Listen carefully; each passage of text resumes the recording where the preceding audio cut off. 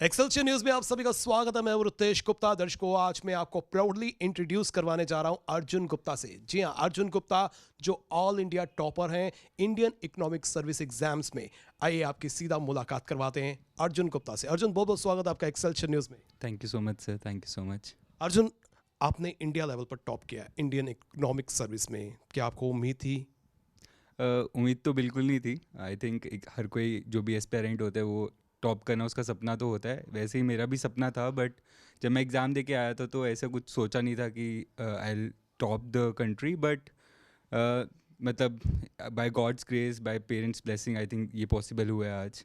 तो I am happy. But again expectation तो कभी नहीं थी। जब मैंने रिज़ल्ट देखा, उसको भी मैंने 3-4 बार उस पीडीएफ को देखा कि क्या सही में मेरा रैंक 1 आया या नहीं।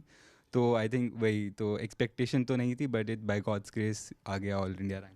भगवान की कृपा है और माता पिता का योगदान रहता है। पेरेंट्स को हम कभी जो है डिनाई नहीं कर सकते, इग्नोर नहीं कर सकते, उनका काफ़ी कंट्रीब्यूशन रहता है।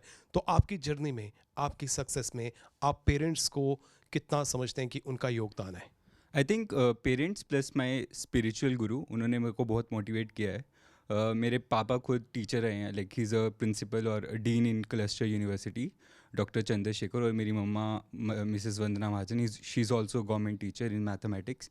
तो स्टार्टिंग से ही वो वैसा माहौल मिला मुझे घर पे कि you have to excel, you have to work hard. And I think मैंने उसको परस्यू किया, और उनकी सपोर्ट की वजह से मतलब मैं घर से ही प्रिपरेशन कर रहा था, तो उनका पूरा सपोर्ट स्ट्रक्चर था, जिसकी वजह से आज आई थिंक ये सक्सेस मुझे मिला है। जैसे जैसे कि आप अभी 25 ईयर्स के हैं, तो जिस तरह से हमारे एज ग्रुप की बात करें, जब हम टीनेजर होते हैं हम एम लेते हैं और उसी दिशा में कदम भी आगे बढ़ाते हैं, लेकिन हमारी एम जो है जैसे जैसे एज बढ़ती है तो हमारी एम जो है वो भी डगमगाने लगती है। तो क्या आप पहले से ही आपका टारगेट यही था या आपकी भी एम कुछ डिफरेंट थी? आई थिंक जब मैं क्लास 10th में था तो मैंने डिसाइड किया था कि मुझे आईआईटी का प्रिपरेशन करना है। तो इवेंचुअली 11th-12th में मैंने पीसीएम लिया था, एंड आई स्टडीड इन सीएलसीसी, यहाँ पे जम्मू में है। तो वहाँ से मुझे 11th-12th के बाद आई क्रैक जेई एडवांस, तो मुझे आईआईटी कानपुर में एडमिशन मिला। और मेरा फर्स्ट एडमिशन बायोटेक्नोलॉजी डिपार्टमेंट में था, जिसका इकोनॉमिक्स से कुछ लेना देना नहीं है। बट आफ्टर फर्स्ट ईयर मेरा परफॉर्मेंस अच्छा था वहाँ पे, तो आई चेंज टू इकोनॉमिक्स। और उस टाइम पे मुझे ज़्यादा आइडिया नहीं था इकोनॉमिक्स का कि क्या होता है क्या नहीं होता है, एक गैम्बल काइंड ऑफ थिंग था। But I pursued it because वहाँ पे प्लेसमेंट अच्छे थे, इकोनॉमिक्स से रिलेटेड, या आप रिसर्च में अच्छी जगह जा सकते थे। तो मतलब वो गैम्बल की तरह मैंने एक इकोनॉमिक्स को चूज़ किया। और इवेंचुअली ड्यूरिंग द कॉलेज मुझे काफ़ी ज़्यादा एक्सपोजर मिला। मैंने आरबीआई में इंटर्नशिप की थी 3 महीने के लिए, तो वहाँ से मुझे थोड़ा और सपोर्ट मिला कि मतलब इंटरेस्ट आया इकोनॉमिक्स में। उसके अलावा मैं कनाडा भी गया था 3 मंथ्स के लिए, वहाँ पे मैंने रिसर्च प्रोजेक्ट पे काम किया था। वहाँ से मुझे और मतलब इंटरेस्ट आया, तो इवेंचुअली ये बिल्ड हुआ। फिर फाइनल ईयर में मैंने मास्टर्स में एक रिसर्च प्रोजेक्ट फिर से किया था, जो मेरा पब्लिश हुआ था, एक इंडियन इकोनॉमिक रिव्यू करके जर्नल है। तो ये सब मतलब अगर आप पीछे देखो तो ये मैंने गैम्बल की तरह स्टार्ट किया इकोनॉमिक्स को परस्यू करना, और लाइक आज मैं इंडियन इकोनॉमिक सर्विसेज का एग्ज़ाम दिया। तो आई थिंक वो एक जर्नी होती है, एंड किसी को कुछ नहीं पता होता है कि कब क्या हो जाएगा। तो डेस्टिनेशन कहीं पर भी लेके जा सकती है। और आप सर्विस भी करते थे जैसे मैंने सुना है, तो सर्विस कहाँ करते थे और सर्विस के दौरान आपको टाइम कैसे मिल जाता था स्टडी करने के लिए? तो मैंने 2020 में जब मैं ग्रेजुएट हुआ कॉलेज से, तो आई जॉइंड मैकिन्जी, जो एक कंसल्टिंग फर्म है। उसका काम भी थोड़ा फाइनेंशियल इंस्टीट्यूशन या बैंक से रिलेटेड था, तो मुझे इकोनॉमिक्स में और एक्सपोजर मिल गया।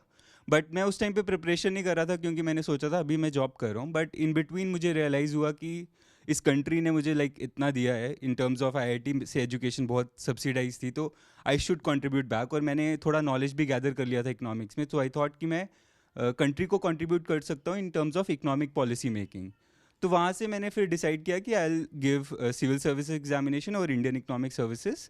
एंड इवेंचुअली मैंने 1 साल के बाद जॉब छोड़ दिया जुलाई 2021 में, टू परस्यू दिस ड्रीम। और फिर तब से मैं इसका प्रिपेयर कर रहा था, और इवेंचुअली अभी 28 दिसंबर को रिजल्ट आया है। तो आई एम हैप्पी कि I will be able to contribute to the nation going forward. Time management की बात करें तो टाइम मैनेजमेंट जो है हमारी अचीवमेंट में एक इम्पॉर्टेंट रोल प्ले करता है। किस तरह से आप अपनी दिनचर्या का टाइम टेबल सेट करते थे और किस तरह से आपने मैनेज किया? तो पहले तो मैंने जॉब छोड़ दिया था, बिकॉज आई रियलाइज कि अगर मैं दोनों चीज़ें एक साथ नहीं कर पाऊंगा, तो I give full fledge time to this preparation. And फिर सेकेंडली ये चीज़ आती है कि मैंने अपने दिन को या अपनी प्रिपरेशन को कैसे ओवर द टाइम मतलब इवॉल्व हुई मेरी प्रिपरेशन। तो मेरा यही मेन एम था कि मैं हर दिन को अच्छे से यूटिलाइज़ करूँ। I operate on the day of scale.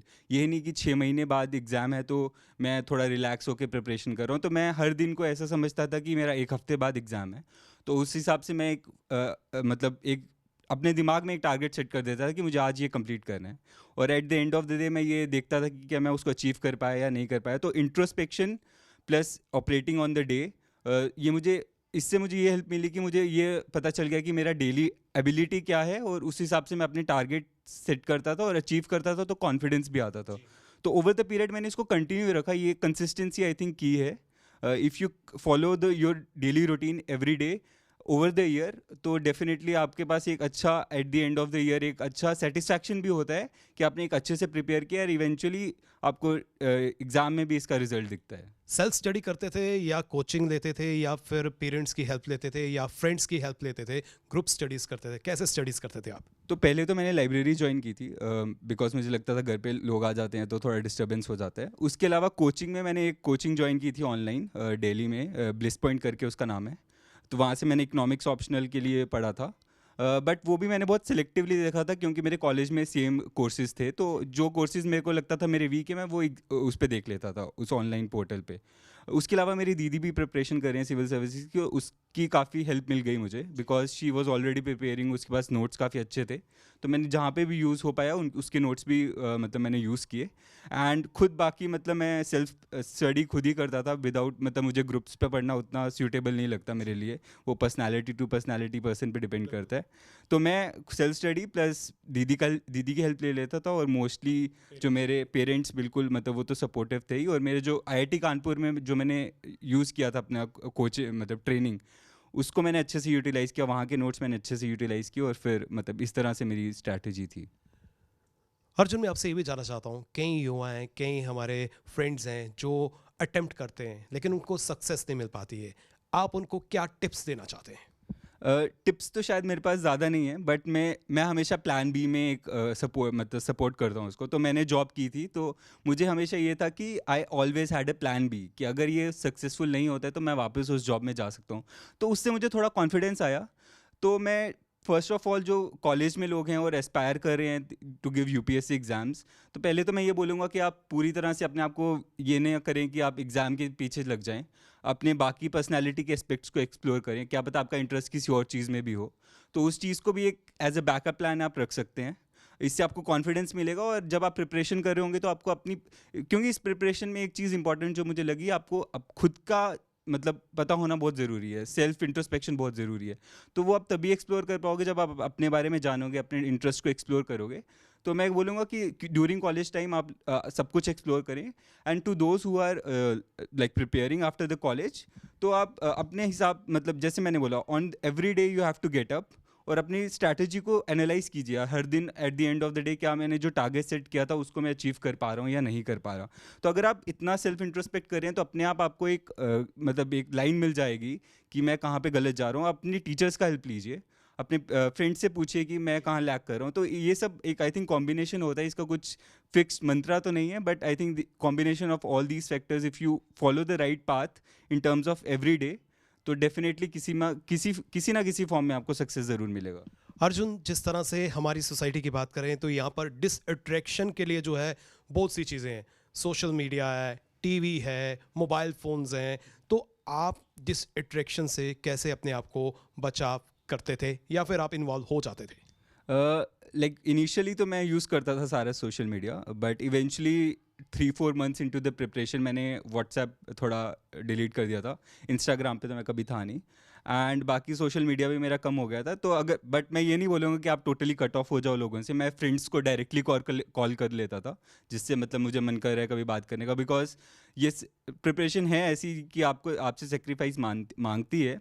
But I think there are always good pool of people जिससे आपको इंटरेक्ट करते रहना चाहिए टू गेट मतलब एक आउटसाइड स्ट्रैटेजी या आउटसाइड एक जब थॉट्स आपको मिलते हैं तो उससे भी आपकी पर्सनालिटी ग्रो होती है।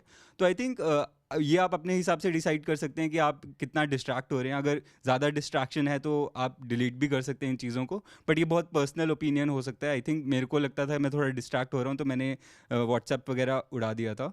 बट मैं फ्रेंड्स के साथ हमेशा कांटेक्ट में रहता था, जो मेरे को लगता था मेरे क्लोज फ्रेंड्स हैं और जिनसे मेरे को बात करना अच्छा लगता था, मैं हमेशा उनको महीने में 2 बार कॉल कर लेता था। तो चलिए, डिलीट नहीं करना चाहिए। अब तो आप अचीवर बन चुके हैं, तो अब तो आप एक्टिव हो जाएंगे इन अकाउंट्स में।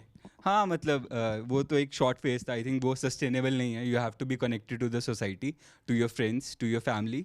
तो एक तरीका है, आई थिंक आप उसको अच्छे से यूटिलाइज करोगे तो बहुत बेनिफिशियल है। इनफैक्ट मैं ट्विटर काफ़ी यूज़ करता था बिकॉज मुझे बहुत इन्फॉर्मेटिव लगता है वो। बिकॉज आप गवर्नमेंट की वेबसाइट फॉलो कीजिए, वहाँ से आप न्यूज़ पढ़ सकते हैं। तो अगर आप अच्छे से यूज़ करें सोशल मीडिया को, I think it's a boon. But यही आपको मतलब सेग्रीगेट करना पड़ेगा कि आप टाइम वेस्ट तो नहीं करें, and using them for your knowledge it will be very good. हर चीज़ के एडवांटेजेस हैं, डिसएडवांटेजेस हैं। आखिर में सोसाइटी को क्या मैसेज देना चाहते हैं, अपनी फैमिली को किस तरह से हमारे एक्सेलशियर न्यूज़ के माध्यम से शुक्रिया अदा करना चाहते हैं? आई थिंक जैसे मैंने बोला, I am grateful to everyone. मतलब जम्मू कश्मीर जहाँ से मेरी स्कूलिंग हुई, APS कालूचक महर्षि विद्या मंदिर स्कूल, वहाँ के टीचर्स, मतलब जिसने भी मेरे को सपोर्ट किया, वहाँ के friends, then IIT Kanpur, whole UT of JNK। I think security forces का बहुत वो है, क्योंकि मैं एक आर्मी स्कूल से पढ़ा हूँ, तो मुझे पता है कि वहाँ मेरे स्कूल में एक बार अटैक भी हुआ था। तो जब भी यहाँ पे कठुआ या सांबा में अटैक होते तो आर्मी पर्सनल की गाड़ियाँ हमें अच्छे से ड्रॉप करती थी घर पे। तो thankful to them. I think again family, friends, thankful to everyone जिसने मुझे इस जर्नी में डायरेक्टली या इनडायरेक्टली सपोर्ट किया एंड मुझे पुश किया उसकी तरफ कि I can think of big dreams. और मैंने आई थिंक उनके एफर्ट्स, उनकी ब्लेसिंग से आज I got a good rank. I hope in future also I do justice to this kind of post. और मुझे आई मतलब मैं ये उनसे ब्लेसिंग्स वो मांगूंगा कि I do well in the service also. Society को कोई मैसेज भी देना चाहते हैं? मैसेज आई थिंक मेरा यही होगा कि to all those aspirants, to all those everyone out there, you have to keep faith in yourself. जो आपने टारगेट सेट किया उसको हर दिन मोटिवेट होइए उससे। आप सोचिए कि आप वो क्यों करना चाहते हो, और हर दिन को एक, मैं बोलता हूँ कि एक ऐसा दिन मानिए कि जहाँ पे आप कुछ सीखने वाले हो ना। So if you have that curiosity to learn, तो अपने आप आपको हर दिन बहुत प्रोडक्टिव लगने लगेगा और you will ultimately excel in one form और दी अदर। ज़रूरी नहीं है कि रैंक बनाना एक सक्सेस है। आई थिंक ये तो एक जस्ट मीन्स है टू अ ब्रॉडर एंड। तो आप उसी तरह से अपने आप को परस्यू करती रहिए, अपनी ड्रीम को passionately. I think dreams do come true. तो I will just give this message कि work hard, work smart and be consistent. बहुत बहुत शुक्रिया अर्जुन, आपने हमें समय दिया। जी हाँ, जिस तरह से अर्जुन ने अचीवमेंट हासिल की है, उन्होंने अपने समय का सही इस्तेमाल किया है। हर चीज़ की एडवांटेजेस हैं, हर चीज़ की डिसएडवांटेजेस हैं, और हर व्यक्ति के पास 24 घंटे हैं। ये आप पर निर्भर करता है कि आप अपने 24 घंटों का किस तरह से इस्तेमाल में लाते हैं, उनको वेस्ट करते हैं या उनको यूटिलाइज करते हैं। और जिस तरह से अर्जुन ने अपने 24 घंटों को प्रोडक्टिव बनाया, हम उम्मीद करेंगे कि हमारे सोसाइटी में जितने भी एस्पिरेंट्स हैं वो भी अपने 24 आवर्स को जो है यूटिलाइज में लाएंगे और अर्जुन की तरह एक सक्सेसफुल जो है वो बनेंगे। इसी के साथ नितिन कनोत्रा और मुझे यानी रितेश गुप्ता को दीजिए इजाज़त। फिर मिलेंगे। नमस्कार।